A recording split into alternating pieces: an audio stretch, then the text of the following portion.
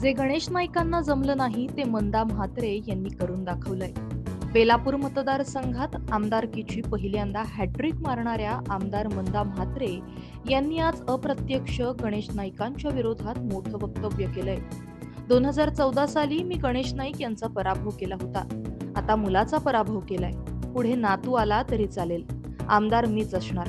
त्यामुळे आता बाप झाला, बेटा झाला, आता नातू आला तरी चालेल, अशा शब्दात मंदा म्हात्रे यांनी विरोधकांचा खरपूस समाचार घेतलाय. हमारे घर में सब चाहिए, जो भी चाहिए, हमारे बीबी बच्चे नाते पोते, इसको दूसरे के घर में कुछ नहीं चाहिए. आता बायका भी राहायला लागल्या. आता काय पुढे माझ्या जोडीला एखादी बाईच येईल खतरनाक.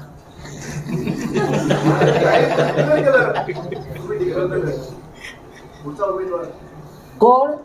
मीच. 100%. कशाला मी सांगू कोण? मीच. विरोधक डिक्लेअर केलं तू. विरोधक डिक्लेअर कोण नाहीच आहे तर काय?